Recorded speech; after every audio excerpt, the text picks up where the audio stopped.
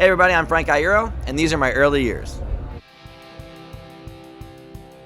First ever band practice I ever had was I was maybe around 11. I had met this kid at Little League.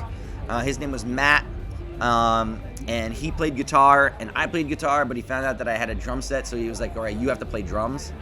And so I did. I played drums. We wrote a song. We named the band Fountainhead, and we wrote it on the drum head, and we never played a show, and I think we maybe had like 2 other band practices after that, but I forever had Fountainhead written on a drum head. Yeah. First gig I ever played, I was 13. This was in a different band. I had gone to high school, and I was a freshman in high school. I met through mutual friends. There was a senior. His name was John McGuire, and he played guitar, and he heard that I played guitar, so he invited himself over my house to see if I could actually play. So I remember I maybe played like a Nirvana song or something, and he was like, oh, cool, you can actually play. We're starting a band, and we have a gig in about a month.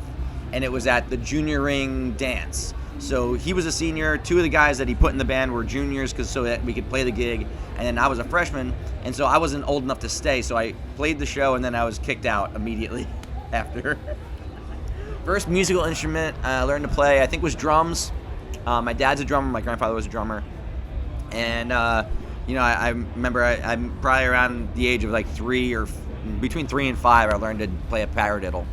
And that was about it, yeah. Oh, man.